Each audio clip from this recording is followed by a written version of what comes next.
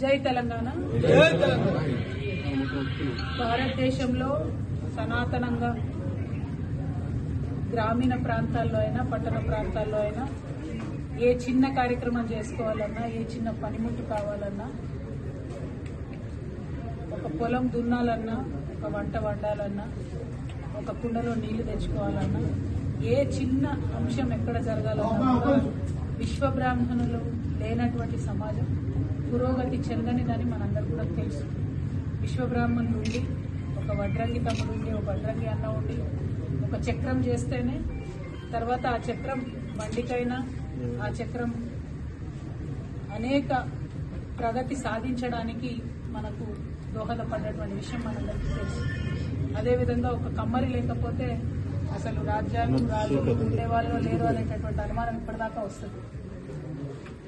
అదేవిధంగా శిల్పులు మన భారతదేశంలో ఉండేటటువంటి ఇన్ని పెద్ద ఆలయాలు, ప్రత్యేకించి మన సౌత్ ఇండియాలో ఉండేటటువంటి అద్భుతమైనటువంటి ఆలయాలు ఒక ఆధ్యాత్మికతను, ఒక ధార్మికతను మన భారతదేశంలో ఇంకా బతికించి ఉన్నదంటే శిల్పులే. ఎందుకంటే ఎంత చెప్పింది వేరుంటుంది, ఒక ప్రతిమను చూసింది వేరు. ప్రతిమను చూసి చేసేటటువంటి ఆరాధన, ప్రతిమను చూసి ఆలోచన చేసేటటువంటి విధానం సంపూర్ణంగా మారిపోయేటటువంటి ఆస్కారం. అందుకే ఇప్పటికి కూడా పెద్ద పెద్ద నాయకులందరూ కూడా విగ్రహాలు పెట్టించుకుంటూ ఉంటారు. ఎందుకంటే చూసే ప్రతిమకు ఉండేటటువంటి ఎఫెక్ట్ చాలా పెద్దగా ఉంటుంది. అదేవిధంగా మనం మొత్తం పంచదాయులుగా చెప్పబడేటటువంటి విశ్వబ్రహ్మణులు ప్రతి ఒక్క పని వారు చేసేటటువంటిది మరి సమాజానికి, సమాజ పురోగతికి సంబంధించినటువంటి అంశం. ముఖ్యంగా మా అవసలి సోదరులు వాళ్ళు చేసే మెట్టలు, వాళ్ళు చేసే మంగళసూత్రం మేమందరం ఆడబిడ్డలం కూడా చాలా చాలా పవిత్రంగా, మా ప్రాణం కన్నా ఎక్కువ కూడా ప్రేమించేటటువంటి అంశాలు. సో విశ్వబ్రాహ్మణులకు, ఆడబిడ్డలకు, విశ్వబ్రాహ్మణులకు మన సమాజానికి ఉండేటటువంటి బంధం చిన్నది కాదు. అన్ఫార్చునేట్లీ మోడర్న్ టైం వచ్చిన తర్వాత, కొత్త కొత్త మెషిన్లు వచ్చిన తర్వాత వాళ్ళు నెలల తరబడి చేసేటటువంటివి గంటలలో, రోజులలో, నిమిషాలలో చేసేటటువంటి పరిస్థితి వచ్చింది. కాబట్టి ఎక్కడికక్కడ కుల వృత్తులు ఈ గ్లోబలైజేషన్ ద్వారా, ప్రపంచీకరణ ద్వారా ధ్వంసమవుతూ వచ్చినాయి. అయితే తెలంగాణ తెచ్చుకున్నప్పుడు మనం అనుకున్నది అదే, మన ఊర్లు మళ్ళా బాగుండాలి, మన కుల వృత్తులు మళ్ళా బాగుండాలి, అందరికి కూడా లాభం జరగాలనేటటువంటి ప్రయత్నం చేసినాం.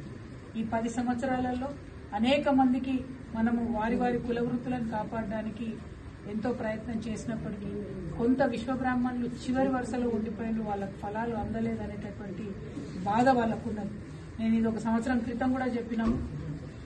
ఎక్కడ బీసీ బంధు తీసుకున్నా పట్టుమని ఒకరికో ఇద్దరికో కూడా గ్రామాలలో విశ్వబ్రాహ్మణులకు అందినటువంటి పరిస్థితి లేదు. ఇవన్నీ కూడా చూస్తూ వచ్చినాం. వారిని ఎంపవర్ చేయాలి, వారికి కొంత సాధికారత ఇవ్వాలి, మారుతున్నటువంటి కాలంలో వారికి స్వావలంబన ఇవ్వాలనేటటువంటి ఆశయం మనస్ఫూర్తిగా ఉంది. కాబట్టి ఇవాళ పోతులూరు వీరబ్రహ్మేంద్ర స్వామి వారి ఆలయానికి రామడుగుకి రావడం జరిగింది. మరి రామడుగు అనేటటువంటి పేరే అత్యంత పవిత్రంగా, అద్భుతంగా ఉంటుంది.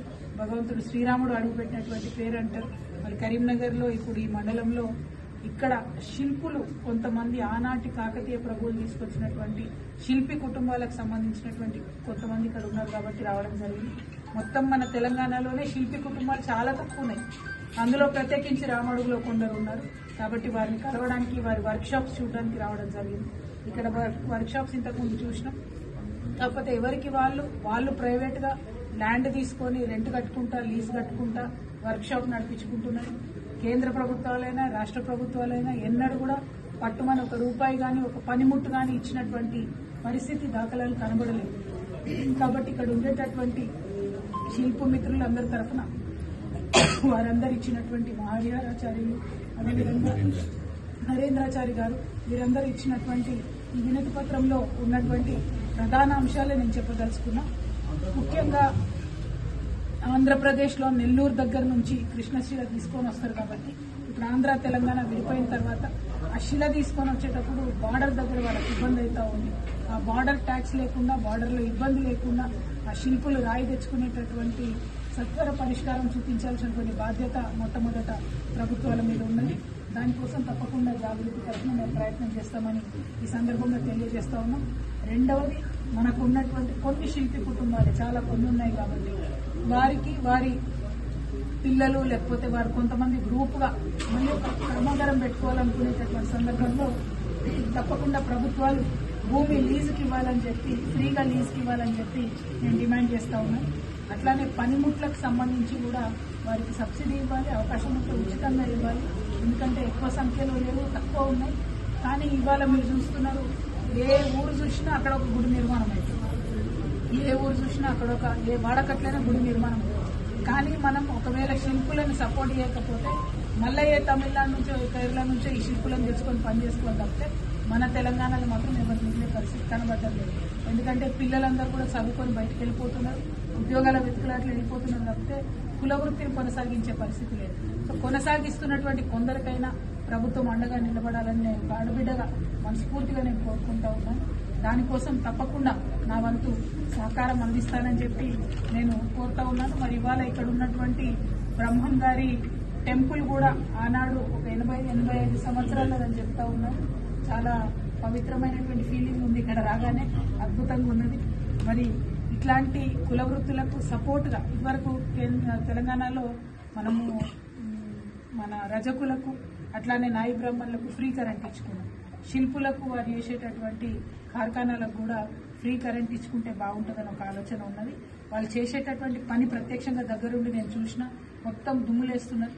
అంటే 50 సంవత్సరాల తర్వాత వాళ్ళు శ్వాస తీసుకోవడం కానీ రకరకాల ఇబ్బందులు వస్తాయి. కాబట్టి వారికి 50 ఇయర్స్ దాటిన తర్వాత శిల్పులను కళాకారులుగా గుర్తించి పెన్షన్ ఇవ్వాలని నేను ప్రపోజ్ చేస్తా ఉన్నాను.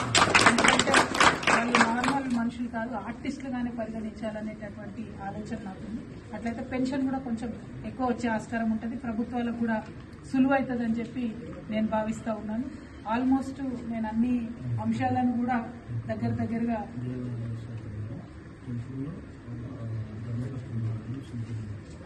దాదాపుగా ఆలోచన చేసుకున్నాం. అయితే మంచి మాట చెప్పిండు అన్న హరిహరాచార్యుల వారు. టెంపుల్ ని నిర్మించేటటువంటి క్రమంలో పెద్ద పాత్ర వాళ్ళది ఉంటుంది. కాబట్టి ఎప్పుడైతే టెంపుల్ కమిటీ వేస్తామో ఆ కమిటీలో వారు కూడా ఉన్నట్టయితే శిల్పశాస్త్రం ప్రకారం మెయింటైన్ చేయడానికి కావచ్చు, లేకపోతే ఏదైనా చిన్న రిపేర్స్ ఉన్నా కూడా ఆస్థానంలో వాళ్ళు ఉన్నట్టయితే తక్షణమే వారి సేవలు తీసుకునేటటువంటి పరిస్థితి కూడా వస్తుంది. కాబట్టి ఆ విషయంగా ప్రభుత్వాలు ఆలోచన చేయాలని కోరుతున్నా. నాకు అన్నిటికన్నా పెద్ద భయం ఏంటంటే పక్క రాష్ట్రాల నుంచి వచ్చి వీళ్ళు పని చేయడం మొదలు పెడతారు వేరే వాళ్ళు అన్నది నాకున్న భయం. నేను స్వయంగా చూసిన చాలా టెంపుల్స్ లో ఇతర రాష్ట్రాల వాళ్ళు వచ్చి పనిచేస్తున్నారు. కాబట్టి తగ్గిపోతున్నటువంటి ఈ కళకు ప్రభుత్వాలు చేయూత ఇవ్వాలని చెప్పి కోరడానికే నేను ఇక్కడికి రావడం జరిగింది. మరి ఆ కమ్యూనిటీ దగ్గర వాళ్ళందరినీ కలిసి వారు చేస్తున్నటువంటి కార్యక్రమాలు కూడా చూసినాం. కాబట్టి ఆ కళను బతికించుకోవాల్సిన అవసరం ఉందని భావిస్తున్నా. Thank you. జై తెలంగాణ, జై జాగృతి.